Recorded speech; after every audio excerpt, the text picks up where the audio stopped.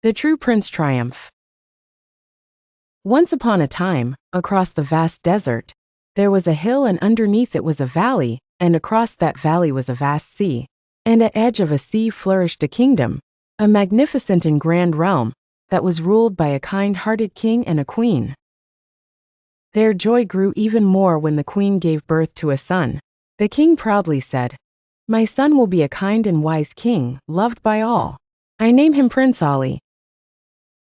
Years passed, and Prince Ali grew into a handsome and caring young man. On his 20th birthday, the king said to him, "I'm so proud of you, my son. Ask for anything you wish as a gift." The prince thought for a moment and said, "Father, I want to travel and see the world before I become king. Please let me go." The queen worried, but the king smiled and said, "Let him go. He's never asked for anything before, and today I cannot deny him." So, with his parents' blessing, Prince Ali set off on his adventure with a servant to guard him. They traveled for many weeks, exploring new places and learning about different people. But soon, the servant became frustrated and said, "Your Majesty, if you are finished with sightseeing, may we go back home?" The prince replied, "No, Raphael. We still have more to see." One day, while riding through a quiet field, Prince Ali saw an eagle chasing a rabbit. Just as the eagle was about to catch it, the prince threw a stone and scared the eagle away. To his surprise, the rabbit spoke, "Prince Ali, you have saved my life, but I am not just a rabbit. I am a princess, the daughter of the invisible king. My father owes you a debt. If you ever need help, just call out to the invisible king." Shocked, the prince asked his servant, "Did you hear that? Did the rabbit really talk?" The servant, confused, replied, "I only saw a rabbit looking at you, Your Majesty." The prince smiled and said, "We continue our journey."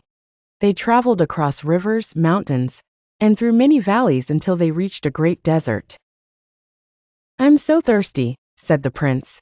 "We have no water left," the servant replied. But then, the prince spotted a well in the desert. It was deep, but it had sparkling water. "I'll go down," the prince said. After drinking the cool water, he filled a jar for his servant.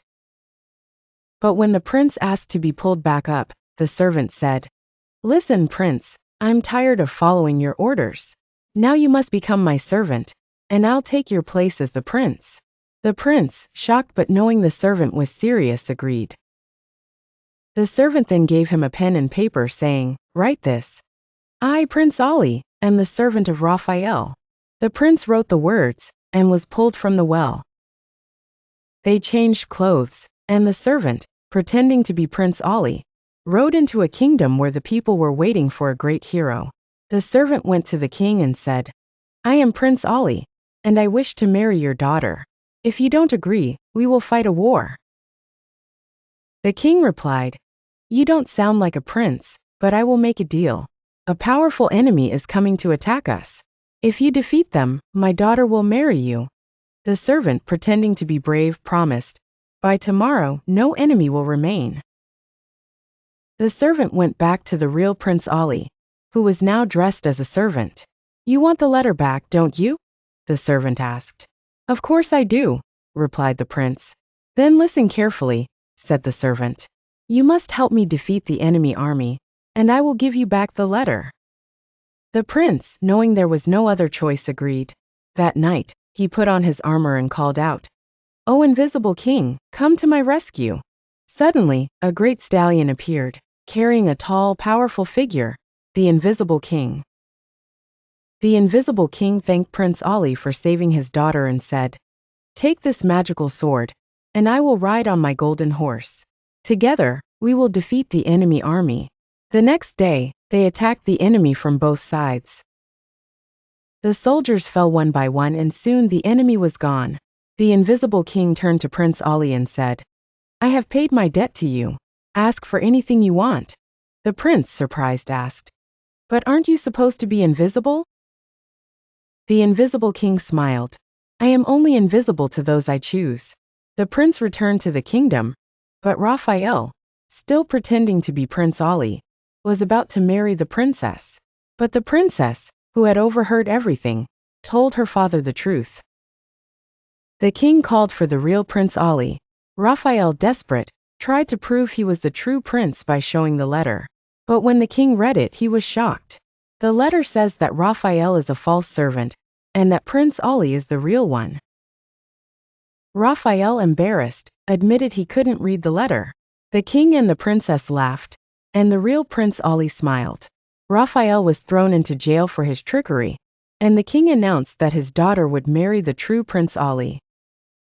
After their wedding, the prince and princess traveled the world, had many adventures, and finally returned to Prince Ali's kingdom. At their wedding reception, a special guest appeared. A guest who was unseen by everyone except Prince Ali. And Prince Ali smiled for a long because with being merciful, he also knew the importance of being smart. Else the greedy world always tries to take advantage. Hey kids! If you like this story and want to hear more magical adventures, don't forget to like, share, and subscribe to our channel. Click the bell icon so you never miss a new story. See you next time.